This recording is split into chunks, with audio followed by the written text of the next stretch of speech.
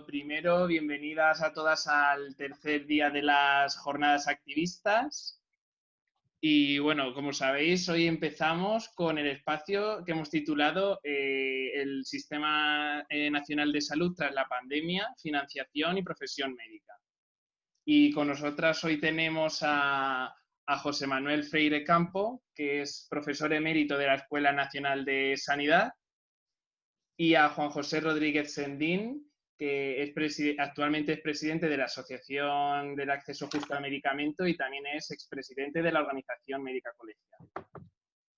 Y bueno, pues ya le cedo la palabra en primer lugar a José Manuel, si quieres ir proyectando lo que querías proyectar. Muy bien. Después de que hablen, luego daremos como siempre un turno de preguntas, lo vais poniendo por el chat y las contestarán encantados, seguro. Seguro.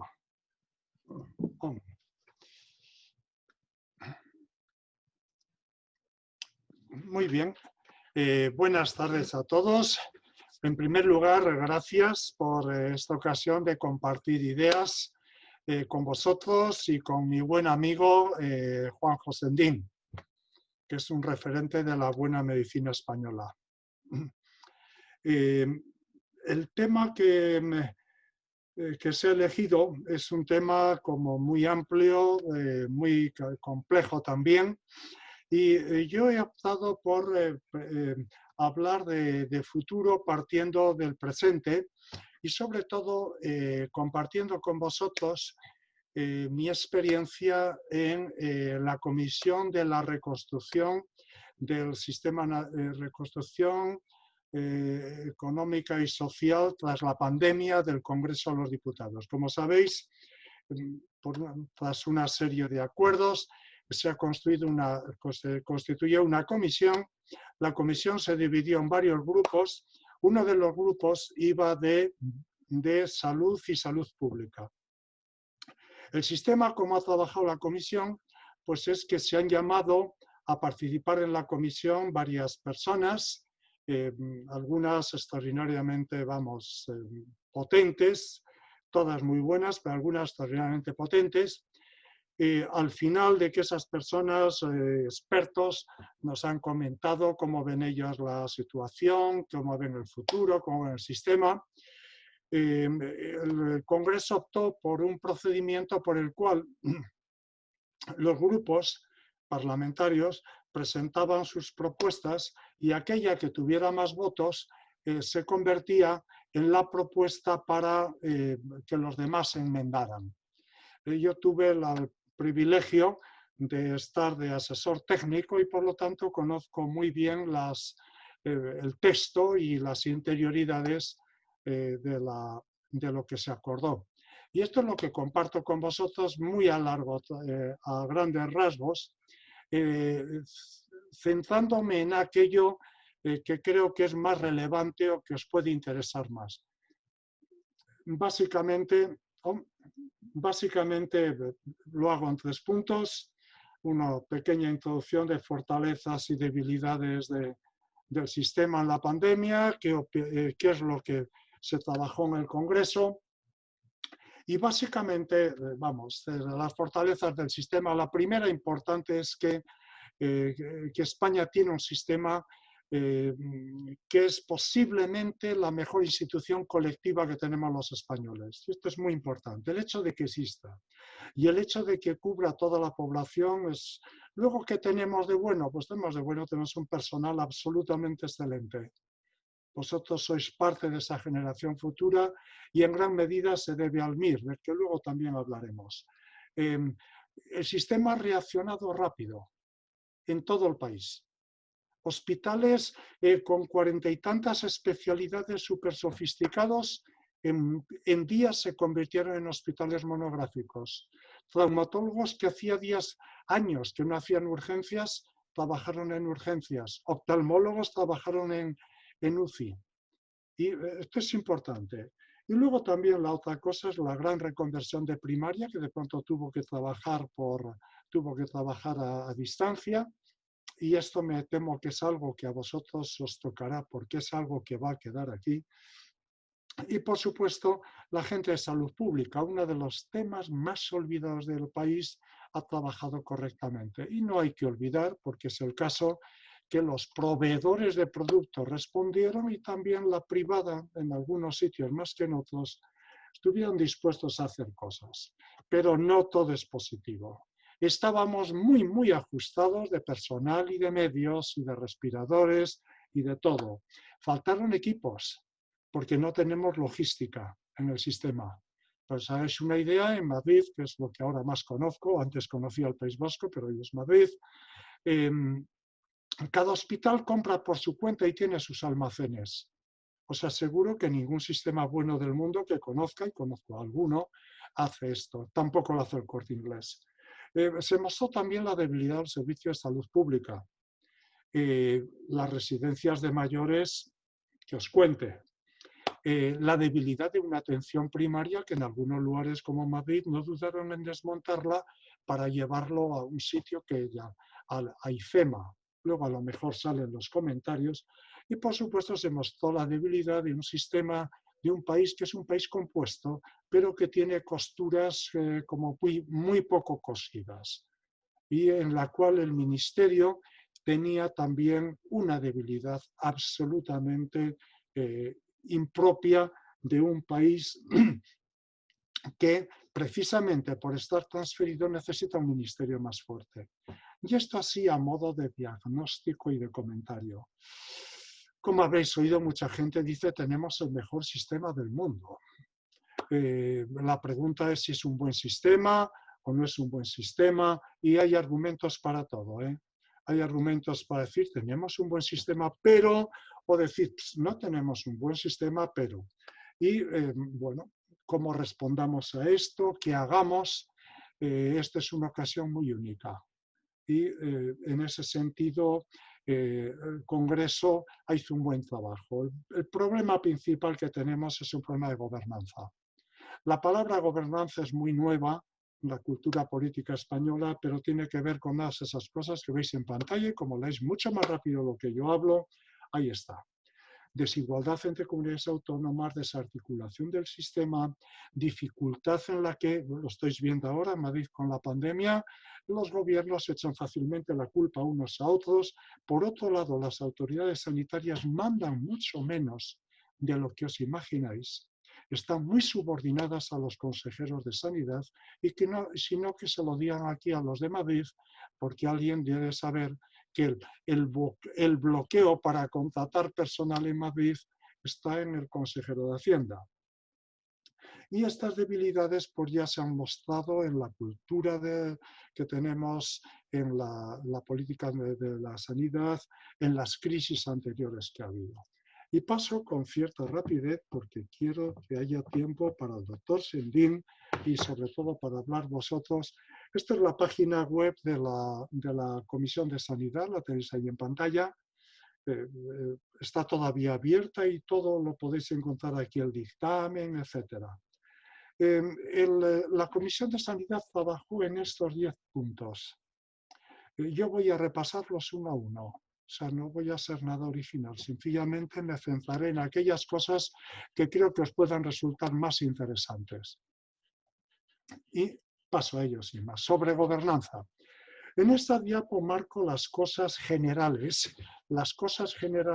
del sistema de salud. Por supuesto, valores y principios, universalidad, y esto hubo apoyo. Y esto, como os digo, está aprobado por todos los grupos políticos. Vox no participó, pero está Podemos, está Más Madrid, está Ciudadanos, está PSOE, está PP, y eso tiene esa importancia. Esto es lo que de alguna manera manda hacer el Congreso al país, al gobierno. Pero es importante también para vosotros, las cosas no suceden porque estén escritas y menos porque se aprueben. Y os hago una llamada a los estudiantes a que seáis activos en lograr que aquellas cosas de estas que os parezcan necesarias y útiles, las peleéis. Y ahora os mostraré algunas. Por supuesto, refuerzo el Ministerio de Sanidad, actualidad, legislación, etc. Y aquí viene una cosa estratégica: actualizar, rediseñar la arquitectura del Sistema Nacional de Salud. Esto es a lo mejor para vosotros muy técnico, en el sentido de que, bueno, cada comunidad autónoma está como un poco a su libre albedrío para unas cosas, para otras tiene las manos muy atadas y se necesita un diseño diferente. Y este es un tema, sin embargo, mucho más práctico. Alguna vez creo que os lo he comentado en alguna otra sesión de vuestra. Es el tema del buen gobierno de los hospitales y de la sanidad. El Congreso de los Diputados, fijaros bien, con esto da un paso increíble en la cultura política española y manda cambiar de arriba abajo el sistema como gobernamos los hospitales y la sanidad. Y esto es una ley que, por cierto, está vigente en Madrid, pero no la cumplen, y que viene a decir que los de gerentes de hospitales, de áreas de primaria y demás, han de ser seleccionados en base a su capacidad profesional, han de dar cuenta a un órgano colegiado, han de promover asesoramiento profesional. Esto tiene una importancia dramática.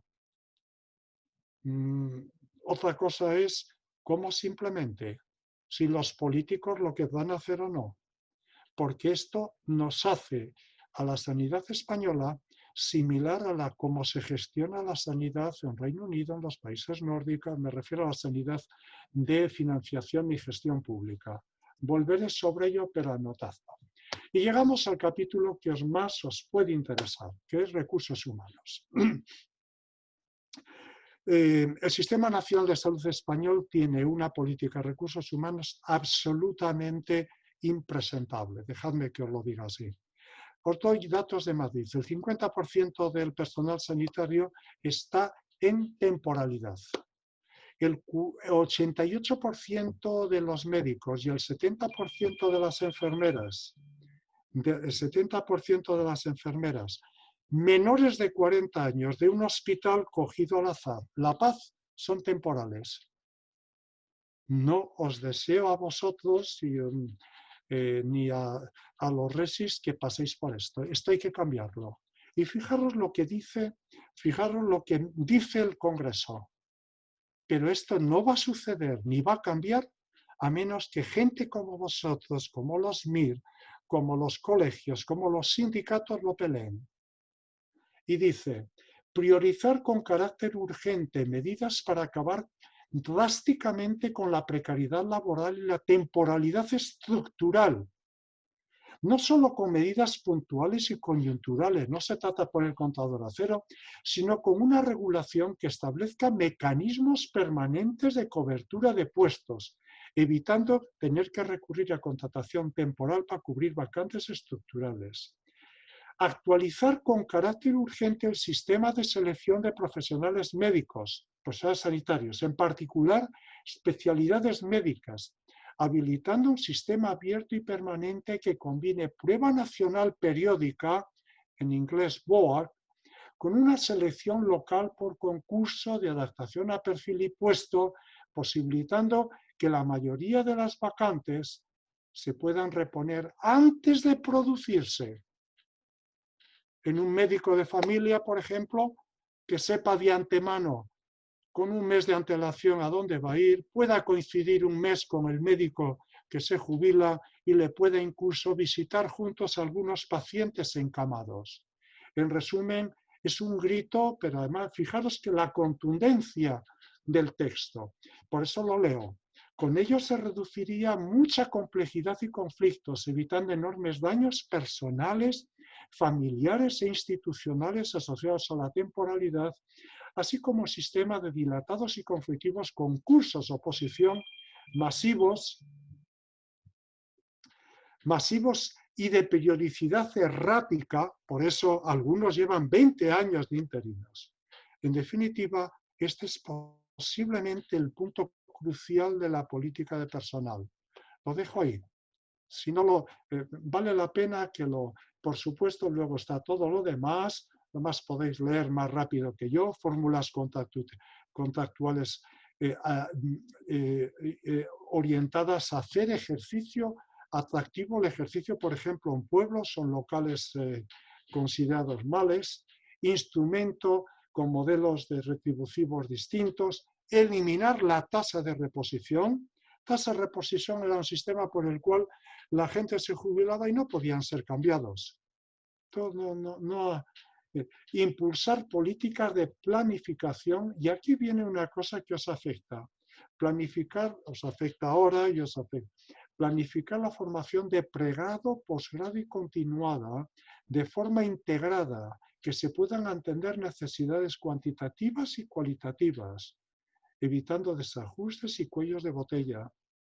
Regular formación continuada, revisar número y tipo de profesiones, conciliación e igualdad de género, compromiso ético, reforzar los pilares del compromiso ético y el profesionalismo de los sanitarios, un tema sobre el cual el doctor Juanjo Sendín, cuando fue presidente de la OMC, trabajó mucho y bien. Juanjo, a lo mejor quieres comentar algo de esto. Y más cosas. Lo veis, leéis más rápido de lo que yo, y no quiero consumir más tiempo del debido. Sobre atención primaria es otro de los grandes temas. Y aquí dice claramente reforzar con carácter urgente, pero no sucederá a menos que esto se asuma por los colectivos adecuados. Esto sirve para poco más, pero no es poco, que para decir a la gente, esto está aprobado por el Congreso, cúmplanlo.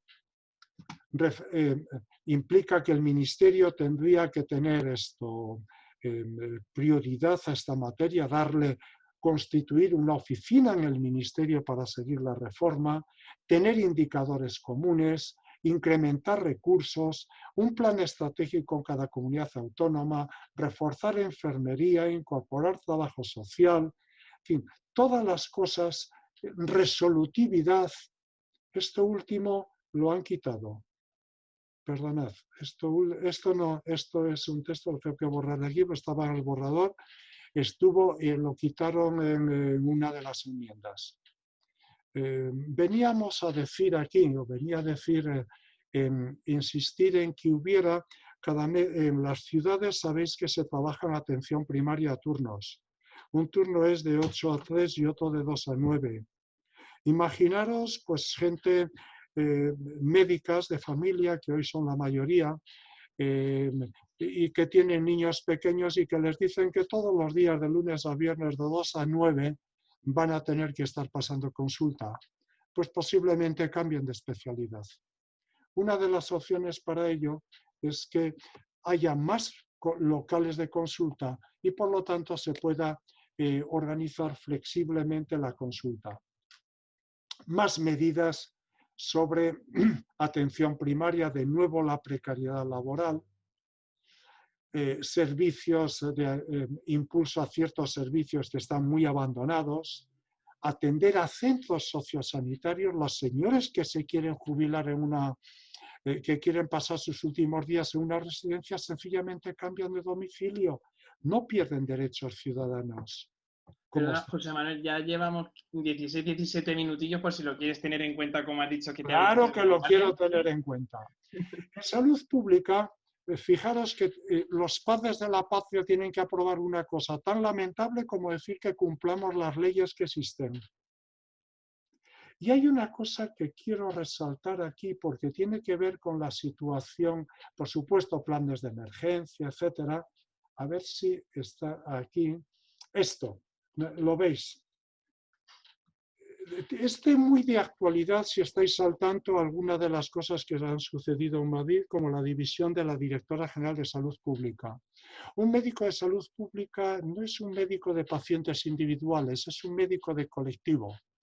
Y no debe hacer menos calidad de práctica médica que un cardiólogo o un neumólogo. Como eso no siempre es fácil, los padres de la patria dicen que su nombramiento debe ser reforzado de tal manera que tenga un estatus especial de protección de su independencia científico-profesional para decirle al gobierno lo que le tenga que decir cuando se lo tenga que decir. Esto es muy de actualidad y espero que algunas de las cosas os comente. Aquí hay más cosas, por ejemplo, poner agregados de salud pública en las embajadas, impulsar formación de especialistas. Los temas de medicamentos mencionará luego Juanjo Sendín, esto va de suyo. Sobre financiación, lo más importante es clarísimamente que hay que financiar más al sistema sanitario. Esto es lo más importante. Pero no sucederá a menos que haya presión. Y no va a haber presión a menos que colectivos como vosotros, como los MIR, como los sindicatos, como los partidos políticos muevan esto. Y me hace la impresión de que estamos ante tal cúmulo de lecturas y de temas y preocupaciones que hay muy poca gente que vaya a empujar para que algunas de las cosas buenas que se han puesto ahí salgan adelante. Y con esto yo termino y dejo la palabra al doctor Rodríguez Sendín. Muchas gracias y luego a vuestra disposición. Hasta ahora.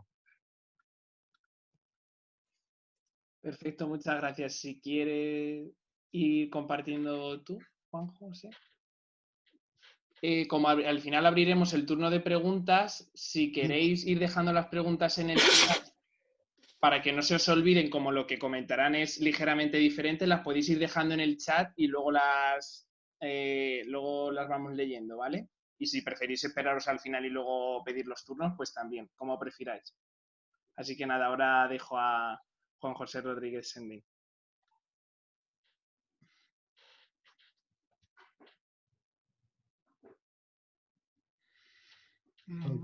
Ahora sí. ¿Me oís ahora? ¡Te oímos! Sí. Sí. Bueno, buenas tardes a todas y a todos. Encantado de vuestra invitación y del tema que me habéis puesto, que es un tema apasionante, porque aunque parece concreto, yo me voy a retirar un poquito del foco que me habéis puesto para luego caer en él, porque me parece muy interesante considerar la pregunta que formuláis dentro de un contexto global bastante más amplio, que no es más que cómo estamos tratando o pensando en tratar mañana a los seres humanos, no solamente los de nuestro alrededor, sino los del universo en el que vivimos. El modelo actual que tenemos de financiación tiene un gran componente de corrupción. Lamentablemente, ha dicho José Manuel, si el Sistema Nacional de Salud es bueno o malo. El Sistema Nacional de Salud, el modelo, es el mejor. Entre otras cosas, es el mejor porque responde a esto. Si el Sistema Nacional de Salud no fuera como es, con las características que tiene, nosotros tendríamos aquí esto que veis aquí. 100 millones de personas caen cada año en la pobreza a causa de los gastos sanitarios y de los abusos que se les practican, entre ellos los médicos. Es decir, una de las grandes cosas que tiene el sistema es que además de lo justo que es, nos modula a los profesionales, nos obliga a controlarlos. No es que seamos mejor gente, es que tenemos unas exigencias más altas que los demás y en consecuencia estamos más controlados entre nosotros mismos. Las respuestas suelen ser bastante mejores por esto. Insisto, por eso es el mejor sistema nacional de salud del mundo. Ahora, eso sí, claro, si yo mañana, que no es el caso, me comprara un Maserati o un Ferrari, que sabéis que son coches magníficos,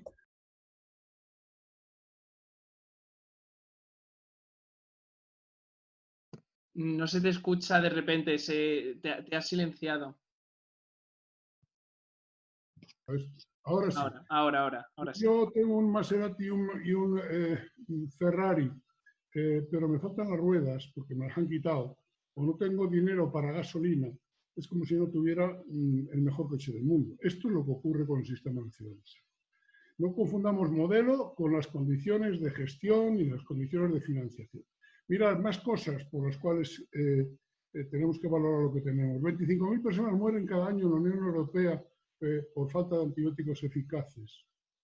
1 millón de niños, esto es una broma para los muertos que está ocasionando el COVID. Lo que ocurre es que el siglo XXI está afectando al mundo desarrollado y por eso parece que es más importante.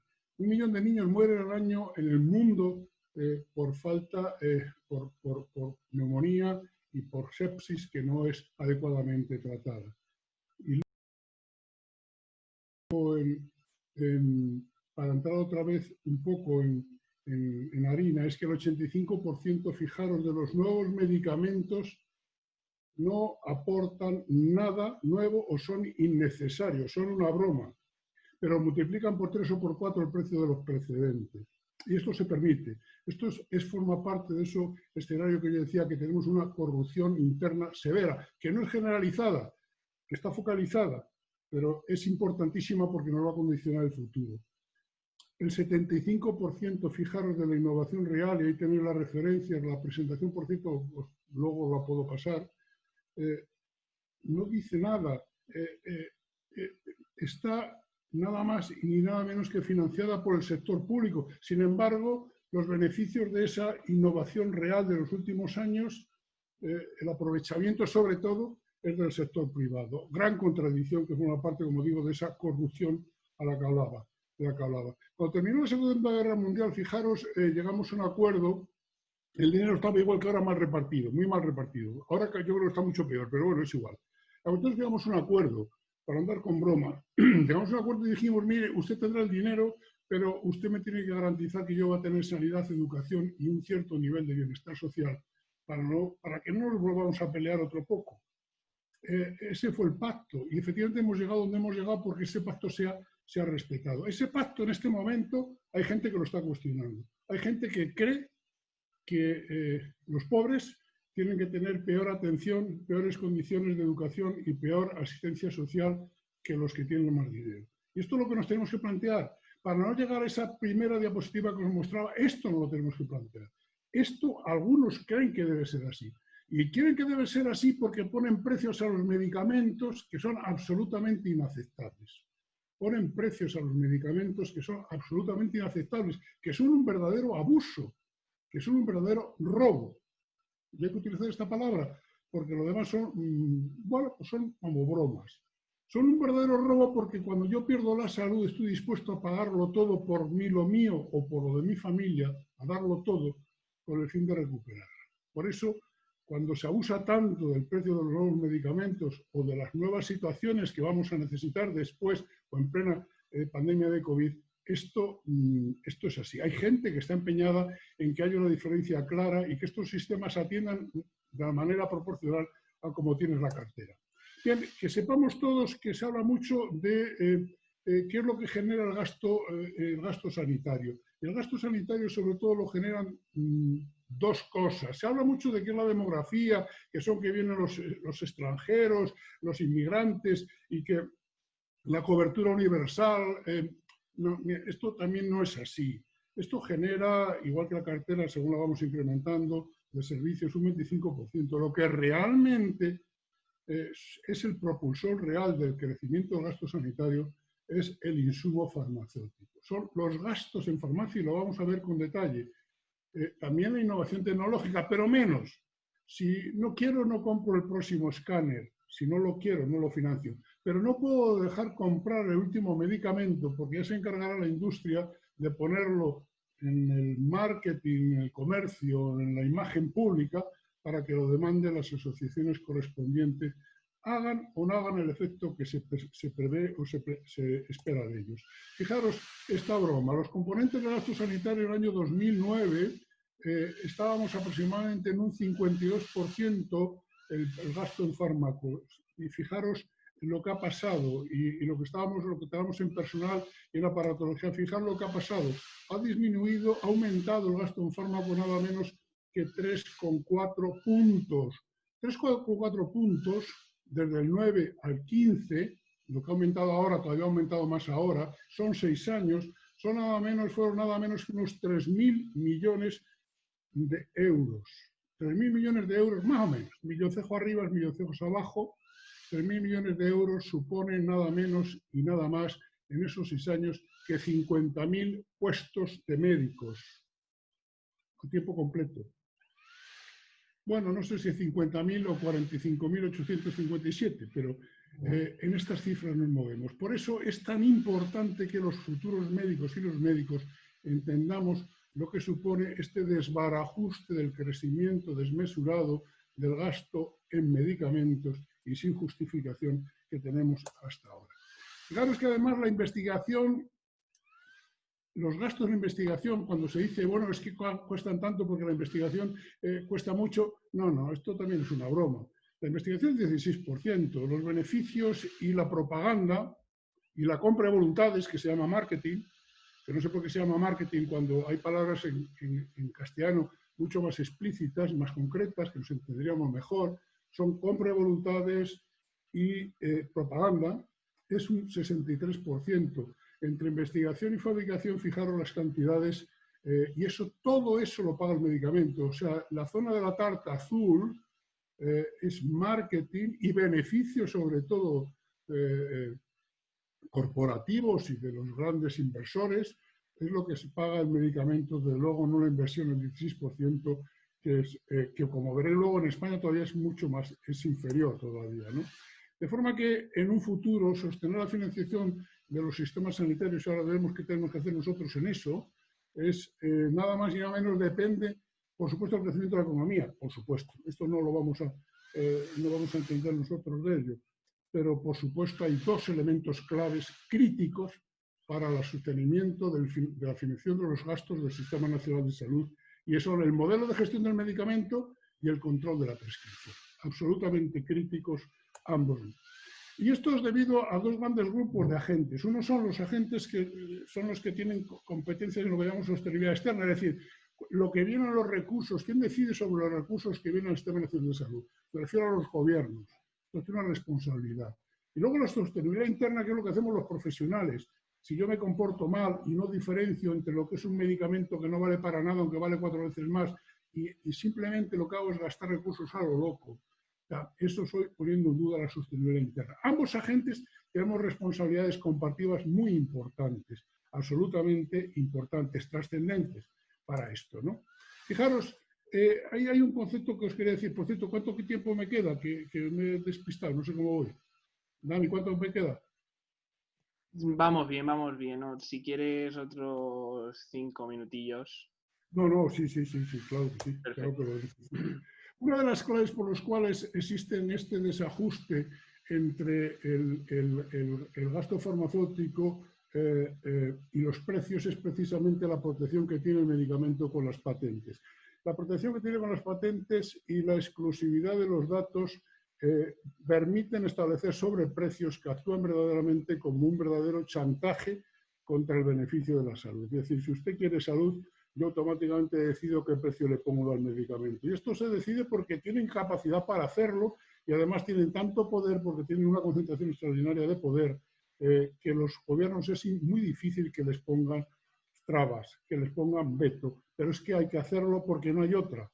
Fijaros, en este momento los pacientes, los ciudadanos, pagamos 2 veces los medicamentos. Uno, pagamos nuestros impuestos. Con nuestros impuestos se financia buena parte de la investigación básica. Y con estos impuestos se paga, lógicamente, el medicamento financiado por la Seguridad Social. Pero también pagamos medicamentos en función de los servicios que compramos directamente a la industria. Es decir, pagamos a la industria farmacéutica por todos los lados. De ahí se justifica ese incremento de beneficios y de costos que mencionaba al principio. Estos fondos solamente se queda realmente en lo que es investigación y en lo que es gasto por manufactura una pequeña parte. Todo lo demás va a los fondos de inversión y a los mercados financieros, que son los que realmente nos gobiernan. Fijaros, esto sería horroroso hasta aquí, pero es que ahora hay más. Pero la pregunta es, ¿hay más? Este poder extraordinario que tiene se traslada a cómo se hace la investigación. No existe imparcialidad en los ensayos financiados por la industria farmacéutica. Solamente se ensaya y se investiga en aquello que supone un negocio. Los estudios se repiten y se repiten en función de los diferentes investigadores básicos, con los cuales aumentan, por supuesto, los riesgos porque entran más pacientes en juego y al final solamente saca la cabeza el primero que llega. El 85% de la investigación publicada no es útil. No es útil. Hay un retraso claro por falta de información de otros grupos investigadores y hay una clara falta de transparencia. Existen muchos escritores fantasmas que hacen trabajos a la carta financiados para ponerlos en marcha y recientemente hemos tenido algunos casos, ¿no?, que por cierto duran poco, ¿no?, pero bueno, por suerte gracias al Sistema Nacional de Salud que tenemos y a los profesionales que hay dentro de él somos capaces de ser al menos un poco independientes. Y luego existen grandes sesgos de la publicación. Fijaros, ¿Cómo nos afecta a los profesionales? Bajando un poco más. El control de la formación, la influencia en la opinión pública, la charla, los congresos, las cátedras, las sociedades médicas, todo esto lo controla ese montón de dinero que a su vez gestiona la industria farmacéutica y que pagamos con el medicamento, lo paga el medicamento. Controlan la agenda y la práctica de la medicina porque también controlan las formas de hacer medicina y cómo nos tenemos que comportar, porque también de alguna manera controlan en buena parte, no a todas, pero a buena parte de las sociedades científicas y en buena parte. La sobreprescripción y el uso inadecuado de fármacos cuando no procede también tiene buena culpa esto, ¿no? Y el efectos adversos de medicamentos que no se declaran y no se reconocen a tiempo. Fijaros, esto es debido, esto lo voy a pasar porque no voy a tener tiempo, pero sí quiero hacer un hincapié en esto, porque es muy importante. Fijaros, esto se hace, esto son unas pistas. Esta diapositiva es de nuestro querido amigo y nuestro común amigo de Freire y mío, que es Repu, el doctor Repullo. Hizo esta diapositiva que a mí me encanta, porque refleja muy bien lo que hay. El mundo de la tecnología, el mundo de la farmacia, tiene en nómina a una serie de doctores, casi todos muy maduros y suelen ser muy prestigiosos, en buena parte prestigio ganado y en buena parte prestigio promocionado. Estos médicos seniors, en buena parte de ellos, son los que le dicen a los médicos normales, a los médicos de todos los días, a los médicos del ambulatorio, qué es lo correcto y qué es lo incorrecto, porque son los que están en la pomada, son los que están encumbrados, son los que tienen un renombre más o menos, mejor o peor ganado, son los que han tenido la oportunidad. Estos médicos normales somos los que trasladamos la información a los residentes, somos los que trasladamos la información en las unidades docentes a los residentes. Y algunos de ellos van a formar parte de ese mundo de los seniors cuando lleguen a ello. ¿Qué pasa con esto?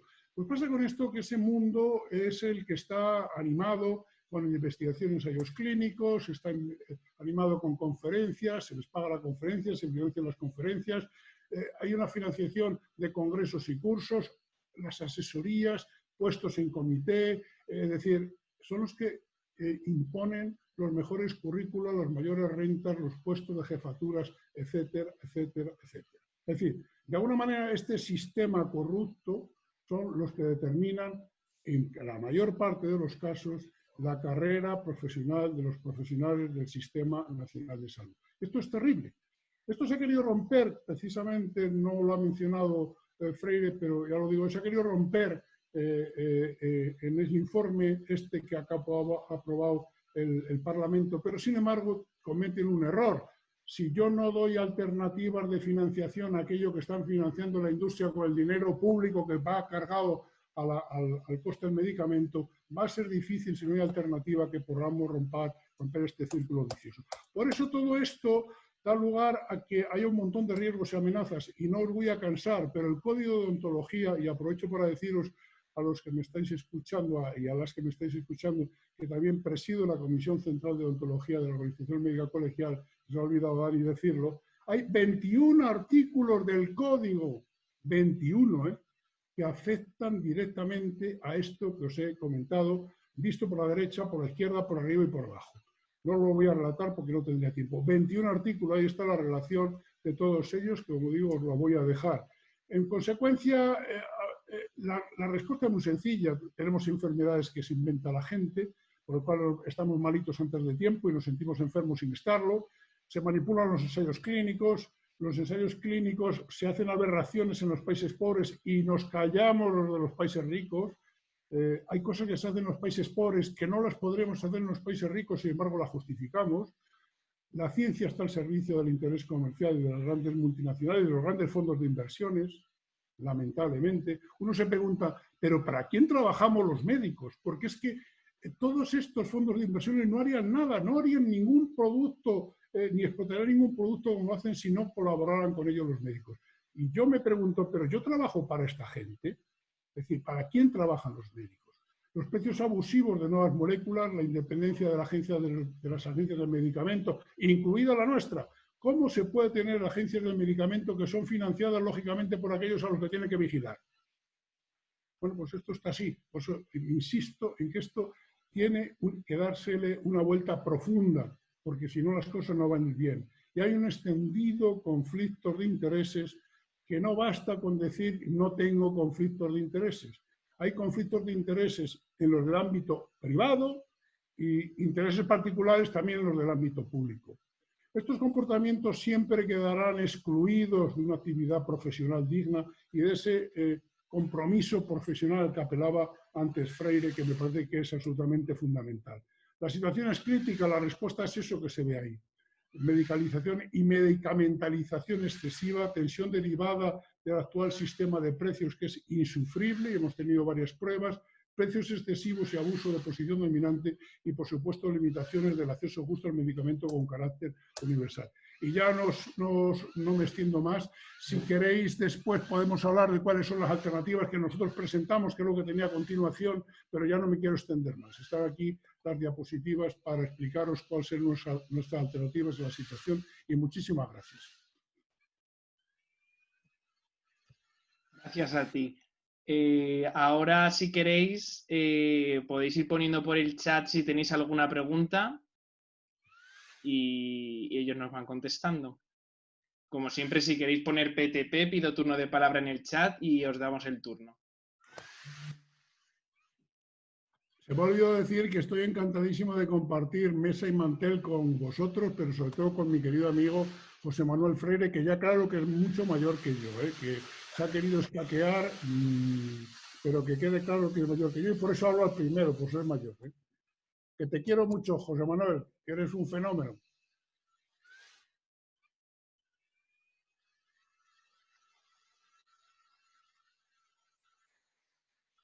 ¿Quién se anima? Vale, tenemos ya una pregunta de Verónica. Hola, ¿se me oye? Sí, se te escucha bien. Bueno, mi pregunta va para José Manuel, pero les quería dar las gracias a los dos porque la verdad es que me ha encantado y muchas gracias. Le quería preguntar que, como ha comentado, y también hemos estado viendo que haya 17 sistemas de salud, uno por cada autonomía, ha dificultado bastante a la hora de responder pues, a la crisis actual y en general pone trabas, que si opina que sería mejor implantar un único sistema de salud a nivel estatal. Bueno, contesto. Mira, hay una cuestión importante. Yo no he querido entrar en hablar de la situación post-pandemia, porque los problemas del Sistema Nacional de Salud, aunque ahora tengamos la necesidad de corregirlos y de hablar y de analizar más, vienen de mucho tiempo. No hay problemas nuevos. Va a haber novedades, va a haber nuevas fórmulas de trabajo, va a haber nuevas fórmulas de relación entre los gobiernos autonómicos, pero no hay grandes cosas nuevas que nos haya traído la pandemia, más que la necesidad de atajarla y de responder a ella. Es decir, nos va a obligar a corregir defectos que ya sabíamos que teníamos. Pero bueno, bien ha venido para que por lo menos el Parlamento tenga una decisión como la que ha apuntado José Manuel. Yo lo había dicho esto, mirad, cuando se produjeron la descentralización hubo unos grandes avances y ha sido muy importante. Ahora tú pones el dedo en cualquier cierra los ojos, pones el dedo en cualquier parte del mapa de España y allí te encuentras con un centro de salud perfectamente dotado, no como cuando yo empecé, que no teníamos absolutamente nada, o te encuentras con un hospital general que tiene de todo, tiene investigación, docencia, asistencia y tiene todas las especialidades en función, lógicamente, de la población que atienden, y donde tienen los medios suficientes como para seguir los mejores médicos de España, suponiendo que tengan capacidad para serlo. Es decir, hace unos años solamente había líderes profesionales en 4 puntos, en las grandes ciudades, y se acabó en las grandes ciudades. Hoy no. Hoy es posible que haya grandes profesionales con grandes capacidades en cualquier parte de la geografía española. Esto lo ha provocado la descentralización.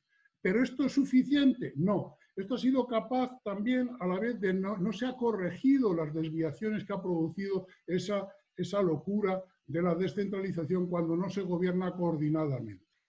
No es necesario revertir nada, es necesario poner sentido común y de que nuestras cortes y nuestros legisladores establezcan la fórmula para obligar a todos a coordinarse en lo necesario y en lo imprescindible y respetar las reglas del juego. Tiene razón, es un desbarajuste el que tenemos en este momento en la atención a la pandemia. Vale, Pero la pregunta es, ¿esto es culpa de la descentralización o es culpa de la falta de previsión y la falta de orden? Una descentralización que es positiva para lo que ha sido y que no necesariamente tiene que ser negativa. Este es el planteamiento. Claro que hay que corregir, pero no es un problema de revertir. Porque hace unos años he dicho que existía la asistencia que se prestaba, existían las grandes desigualdades generadas por la centralización excesiva de los servicios sanitarios y porque se favorecía con los mismos vicios que tenemos ahora, se favoreció de Madrid a los amigos. También esto ocurría. Entonces, no es este el tema. El tema no es de la institución, el problema es de la mala gestión y del mal gobierno de las instituciones. José Manuel. Dale al chisme. Sí, no se escucha, José Manuel. Ya Ahora. está. Verónica, gracias por tu cuestión. Es un tema que se plantea recurrentemente en España. Si tenemos 17 sistemas, tenemos uno. Si se puede volver atrás o no se puede volver atrás. A saber, para empezar, conviene distinguir dos aspectos importantes. Uno es la salud pública y otro es, diríamos, los servicios sanitarios. La salud pública, como bien sabes, no tiene fronteras. Nos lo ha mostrado la pandemia de una manera clarísima.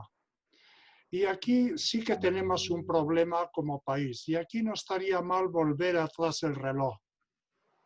De hecho, lo ha vuelto un poco atrás la Unión Europea.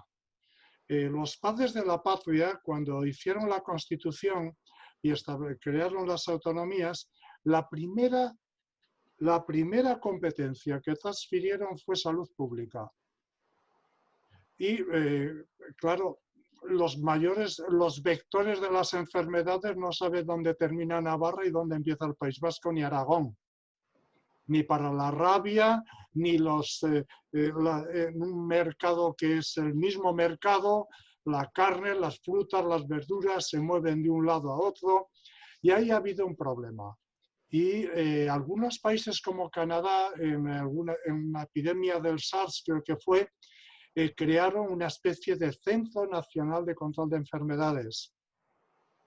En España, eso se puso en la ley de octubre de 2011, pero en España somos un país maravilloso en hacer leyes y en no cumplirlas. Por eso os comenté que el Congreso de los Diputados, curiosamente, una de las cosas que recomiendan los gobiernos es cumplir una ley. Entonces, en relación con la salud pública, yo creo que sí, que sería sabio, que sería un interés de todos, si no recentralizar, cuando menos establecer mecanismos muy sólidos de coordinación. En servicios sanitarios es otra cosa.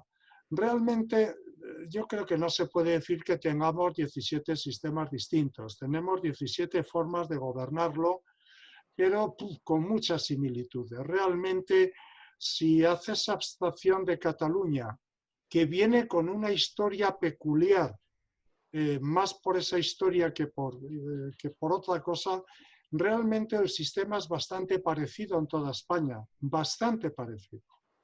¿Qué es lo que falta? Bueno, nos falta, por ejemplo, nos falta libertad de circulación en el sistema. Cuando, no sé, si mi hija fuera cirujana en Valencia, a mí a lo mejor me gustaría que me quitaran la próstata ya, ojalá no me la tengan que quitar. Igual que puedo ahora ir a Francia a hacerlo, y adelanto, bueno, debería poder ir a Valencia o al País Vasco. Eso sí, sin pagar nada, pues estamos en el mismo país.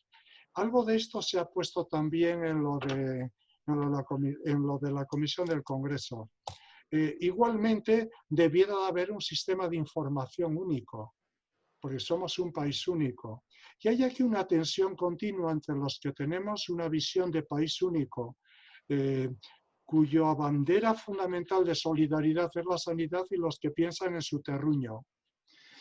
Y esto es lo que está manteniendo, por los problemas políticos, una situación que dista mucho de ser ideal.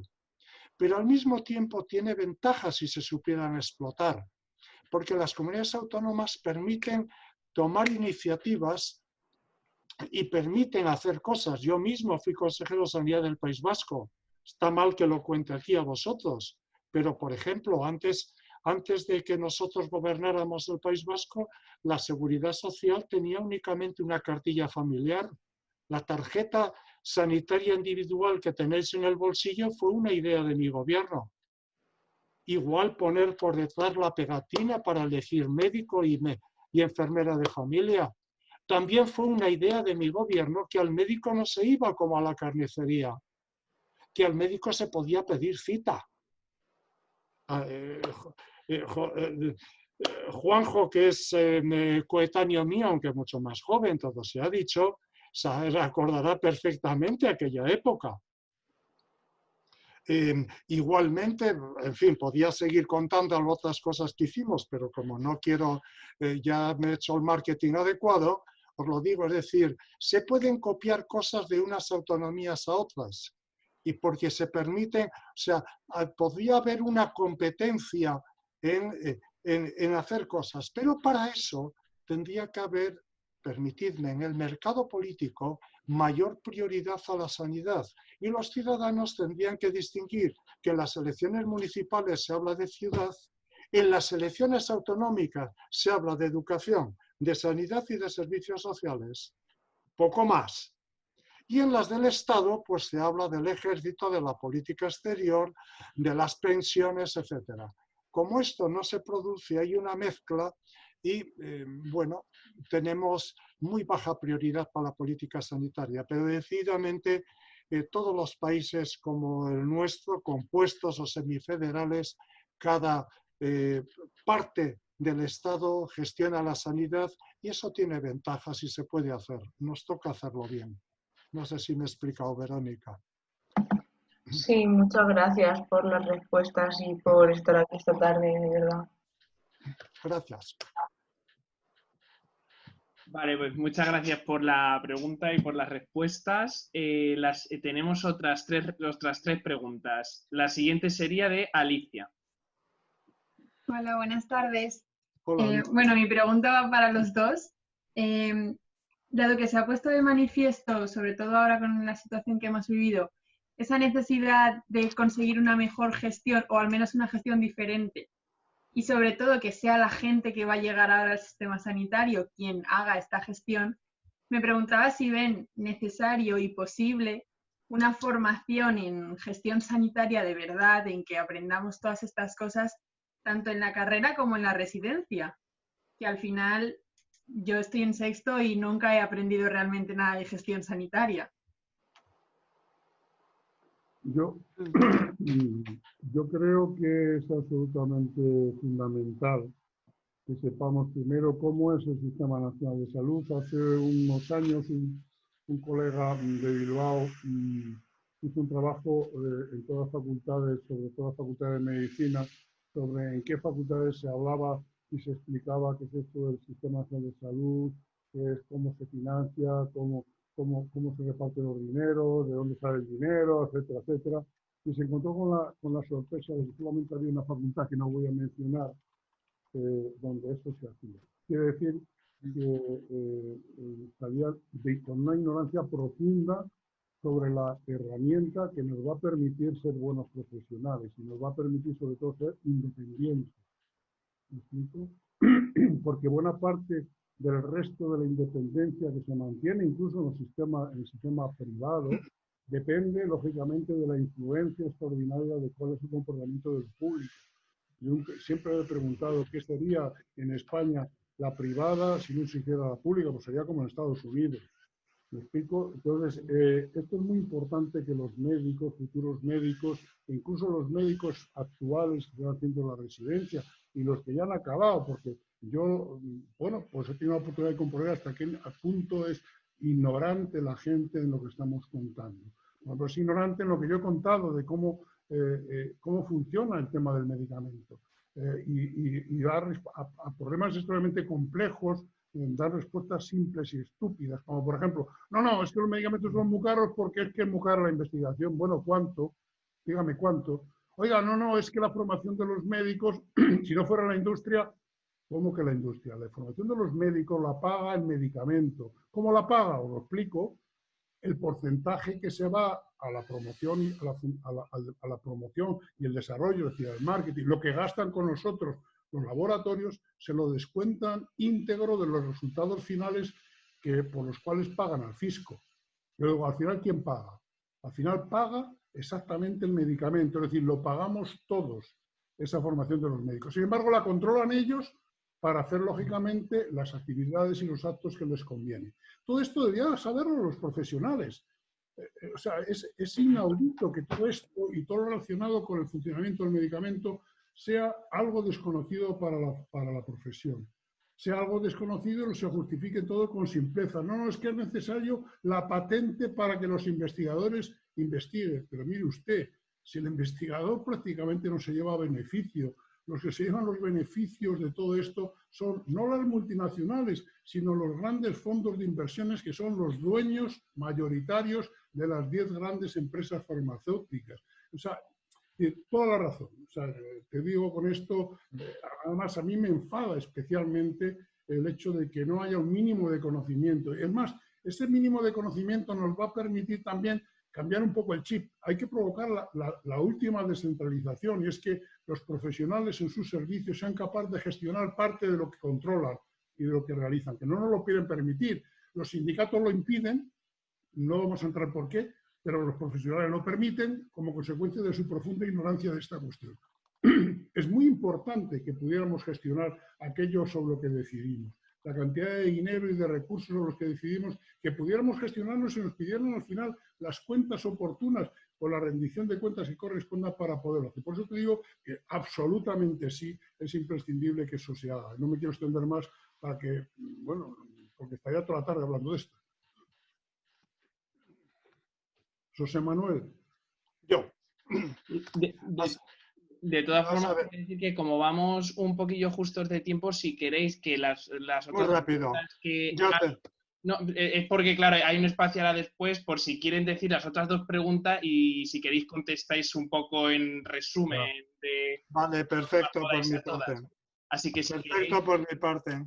Si queréis las otras dos preguntas que teníais, primero que empiece María y luego Víctor, y así luego pueden contestar un poquito en global a todas, ¿vale? Así que María, si quieres empezar tú, María Romero. Vale, no sé si se me oye. ¿Hola? Sí, sí. Se oye, sí. Es que mi micrófono funciona un poco mal. Bueno, muchas gracias para empezar, porque de verdad, como han dicho, estos conocimientos no nos los dan en la carrera. Y he disfrutado un montón la sesión. Y bueno, yo soy de tercero, acabo de empezar. Así que mis nociones de salud pública pues son un poco limitadas y se reducen a lo que he investigado por mi cuenta, pero me he preguntado mucho acerca de esta tendencia que hay ahora, tanto en los medios como por parte de determinados representantes, sobre, tras esta pandemia, como olvidar un poco el papel de la atención primaria y tener una visión de la atención muy hospitalaria, muy en plan, bueno, aquí lo importante es tener camas de UCI para que esto no vuelva a pasar, pero claro, teniendo en cuenta las circunstancias epidemiológicas de una población como la de España, lo que demuestra la evidencia es que la atención primaria es la base y que no en ningún momento tendríamos que olvidarla. Entonces, muchos expertos dicen que lo que deberíamos tener es resiliencia, como usted ha dicho, la capacidad de preparar nuestros hospitales ante estas situaciones. Pero claro, eso es fácil de decirlo. A la hora de la verdad, ¿cómo podemos controlar con medidas reales que si llega una pandemia tengamos respiradores, tengamos facilidades para la amplificación, tengamos presupuesto? O sea, es como que hablarlo es fácil, pero cuando yo me quiero imaginar medidas reales me cuesta mucho. Así que muchísimas gracias. Y perdón si me he extendido. Nada, muchas gracias, María. Pues si quieres hacer también la pregunta a Víctor y ya que contesten a todas. Vale, perfecto. Bueno, en primer lugar, muchísimas gracias a los doctores por estar aquí con los estudiantes de las bases de la medicina y por todas las verdades que se han dicho. Quería preguntar qué podíamos hacer nosotros a nivel individual. Me ha dado pena que el doctor Sendín no haya podido acabar con la parte de qué podemos hacer nosotros respecto a todo el tema de la farmaindustria.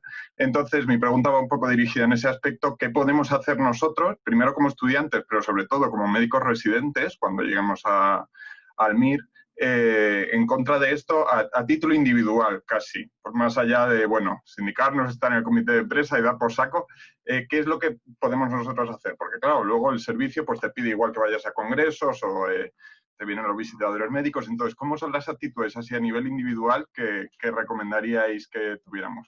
Muchísimas gracias. José Manuel, empieza tú. Ahora. Vale. Respondo a Alicia. Alicia, efectivamente, tu pregunta era formación en gestión y también entiendo en conocer el mundo más allá de los síntomas y de la farmacología. Te he de decir que efectivamente nuestro plan de salud en España en esto falla y me hace que es general.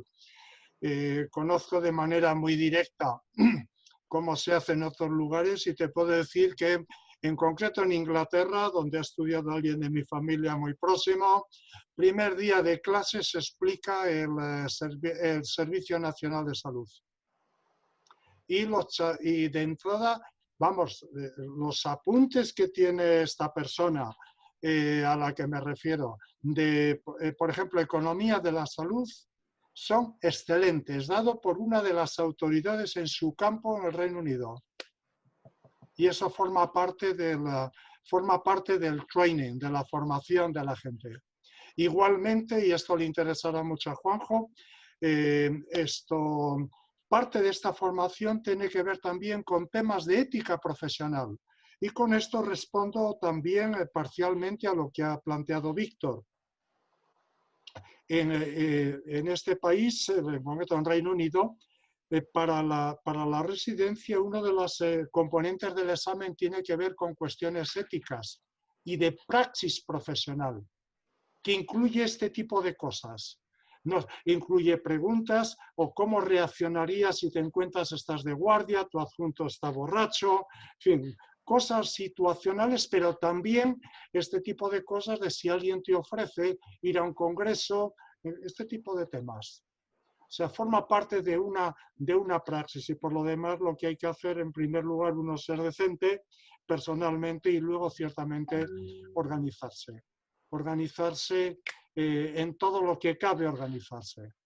La organización MIR, como ahora estáis en la de estudiantes, y posteriormente también sindicatos, asociaciones, la sociedad de la especialidad es muy importante. Hoy hay, por ejemplo, elecciones en el Colegio de Médicos de Madrid. Juanjo no lo ha comentado, pero la campaña tan infernal que hay contra los que hoy gestionan el colegio, precisamente porque no son de la cuerda de todo lo que comenta Juanjo, no os lo podéis imaginar. Es una cosa increíble. En relación... Es fascinante, ¿eh? No, mucho más de lo que os podáis imaginar. Es una auténtica campaña, pero militante. Por supuesto, acusando a los que ahora están, que son próximos a la izquierda. Pero sin ocultar que ellos son próximos a intereses comerciales de todo tipo. Es un escándalo. Sobre el tema, sobre lo que plantea María, bueno, en estos momentos, y yo me acuso de ello, estamos mirando a los hospitales en la pandemia porque damos por hecho que la primaria está ahí, que no peta, lo cual es falso. Pero los hospitales tienen un número fijo de camas, de plazas UBI, y en Madrid el número de camas ocupadas se está acercando peligrosamente, bueno, ya lo ha pasado. Las UCIs están todas copadas. Y cuando se pasan las UCIs se ocupan la REA. Y cuando se ocupa la REA no se puede operar. Y la gente tiene listas de espera y nos manda mensajes a los diputados diciendo que le han dado cita para dentro de 6 meses. Y esto es por eso es el énfasis es el énfasis que lo escucharás en las camas de hospitales. Y creo que con esto he completado. Nada más, muchas gracias, te paso la palabra. Pues vamos a ver, mira, rápidamente, porque son preguntas que te dejas insatisfecho porque hay muchas cosas que decir al respecto. María, el problema real es que esta historia no ha empezado ahora. El problema real es que los que deciden dónde van los recursos económicos no entienden que todo aquello que se prevé, que se evita, se desconoce, no se ve. Por ejemplo, ¿qué es más importante? ¿Hacer un trasplante de corazón o diagnosticar precozmente, ahora ya no, pero en su tiempo, una fiebre reumática que podía provocar una cardiopatía? ¿Qué era más importante? Pero sin embargo no se ve lo que se evita. Es decir, todos los casos que se han evitado en Asturias, que probablemente sea la comunidad autónoma que mejor ha respondido, en base a esa primaria bien organizada, no se ven, se cuentan en un momento. No, es que tiene menos casos. No, bueno, precisamente Madrid fracasa, sobre todo porque la primaria no está funcionando adecuadamente. Yo pongo solamente un ejemplo de ayer. Yo vivo en Aranjuez. Hay un centro de salud de los dos que hay que tiene 10 médicos asignados, 10 en plantilla. De los 10, ayer estaban por bajas, porque estaban por incluso confinados, 5, atendiendo 400, casi 400 consultas entre los 5, más los domicilios, más las urgencias, etcétera, etcétera. O sea, es decir, es una bomba. Porque lo que pase de ahí, lo que no ocurra es simplemente porque de vez en cuando yo creo que existen los milagros. Es decir, porque no se puede tener así a la primaria. O sea, es un disparate. Pero ¿qué ocurre? Que los que tienen los dineros, es decir, los de Hacienda, que son siempre los mismos, y consejeros incapaces de sanidad de exigir mayores recursos, siempre tiran del mismo sitio. La factura del medicamento la tienen que pagar porque no hay, si no, no hay medicamento. Pero automáticamente retirar profesionales y reducir plantillas de primaria, reducirlos y acumular el trabajo en los que se quedan. Esto es el disparate mayor y así ha sido en los últimos 10 años y ahora ha vuelto otra vez a ocurrir. No ponen los profesionales que se necesitan, no están previstos y la disculpa es que no los hay. Claro, ¿cómo los va a ver? Si no los emplea usted, tiene un porcentaje del empleo simplemente en precario. En vez de tener cubiertas las plantillas, las tiene en precario, lo ha comentado José Manuel al principio. Así no se puede. Este es el factor fundamental, el elemento fundamental para corregir esta deriva. Y está la clave está ahí. Las mejores comunidades autónomas en resultados son aquellas que está funcionando la primaria dentro de lo que cabe. Y las peores son aquellas donde no funciona la primaria de la manera que se espera de ellas. Esta es una. Y la otra, Víctor, rápidamente, porque no puede ser de otra manera. Nosotros creemos que hay que romper con los paños calientes. Hay que romper con el borreguismo que existe, el no querer molestarse. Vivimos en una sociedad donde los de mi época, que pasamos otros momentos difíciles, hay una pasividad extraordinaria que han heredado los que están después que nosotros. La pasividad consiste en que alguien vendrá que lo hará. Yo no tengo ganas de tener disgustos, creen los políticos. Los políticos nunca encuentran el momento de hacer las cosas cuando son inconvenientes, nunca encuentran, jamás. Y ahora, por ejemplo, es un momento fantástico para tomar decisiones importantes, puesto que son en beneficio de la población. La población lo entendería, pero lógicamente hay que juzgar con riesgos. Si no, no tiene ningún sentido. Si no, para no molestar al poder, y el poder está donde está el dinero, es imposible nunca cambiar nada. Nunca cambiar nada. O sea, es decir, y entonces, ¿qué es lo que haríamos nosotros? Mira, lo que haríamos nosotros es muy sencillo. De entrada, el objetivo es retirar las patentes a los medicamentos. Y mientras tanto, pactar, lógicamente, siempre que se justifique los precios de los medicamentos con la justificación de los gastos que se han empleado, no con el precio que quieren poner ellos. Esto hay que negociarlo. Usted no me puede poner un precio en función de que yo tengo un problema de salud, porque es como ponerme una pistola a la cabeza. Usted me tiene que justificar, porque yo le voy a permitir que siga usted utilizando la patente, me tiene usted que justificar los gastos que ha tenido y los tiene que justificar. Y en función de eso, con unos beneficios que pueden ser muy grandes, no importan. Claro que tienen que tener beneficios. Hombre, pero una cosa es que tengan un 1000 o un 2000% de los beneficios que le corresponden, incluidos aquellos medicamentos que no han tenido éxito, que no importa. Que enseñen las cuentas y sobre eso, lógicamente, se tiene que poner un precio con unos beneficios determinados. Esta es una. Lo que no se puede tolerar es que ahora el mundo de la economía, de la salud, está justificando una broma que se han inventado, que es el precio por valor. Es decir, yo pongo el precio en función de lo que cura el medicamento y como lo que cura es muy importante, hombre, es que si no curara sería una estafa. Y como la cura es muy importante, el precio se lo pongo yo. La pregunta es, ¿qué precio le pondríamos al agua? ¿Qué precio le podemos poner a una neumonía de un niño de 1 año que un pediatra la diagnostica y se la cura?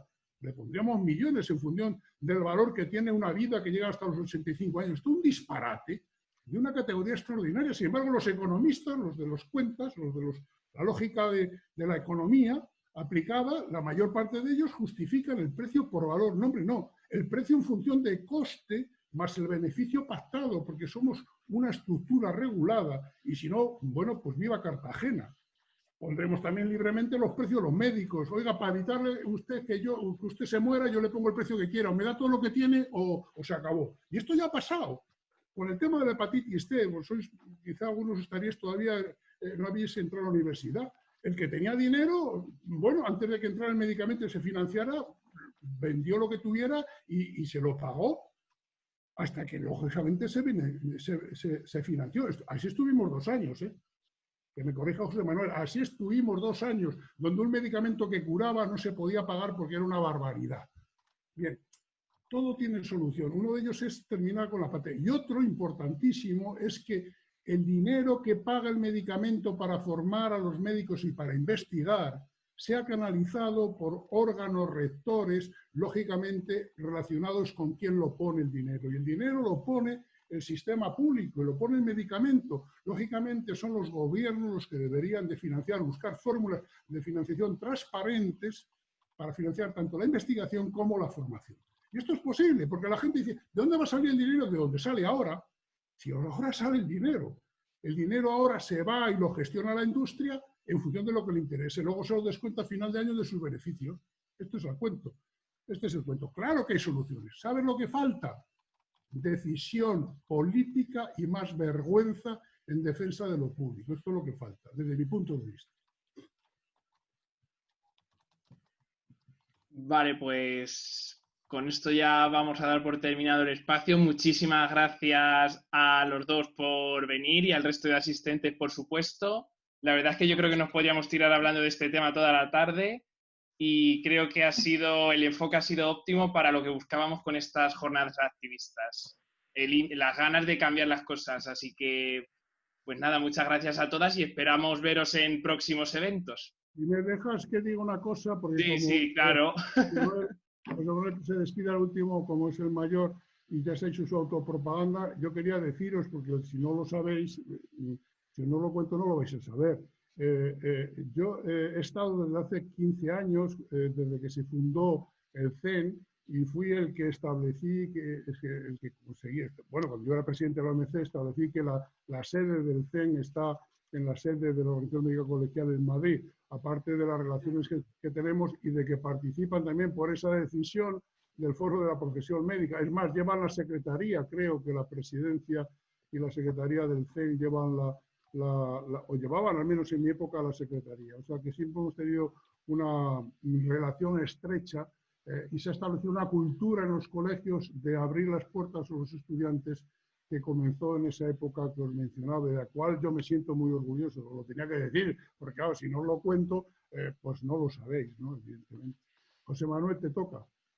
Un fuerte abrazo. Yo nada más que agradeceros la oportunidad y felicitar al país por tener una generación de gente joven interesada en estas cosas, no solo en saber medicina, sino saber el contexto en el que se practica la medicina. Y deciros que me tenéis a vuestra disposición. Si alguno de vosotros quiere hacer salud pública o incluso neumología, aunque yo la tengo un tanto olvidada. Nada más. Que os vaya muy bien a todos. Gracias. Muchas gracias a vosotros. Gracias, Juan. Adiós. Adiós. Adiós.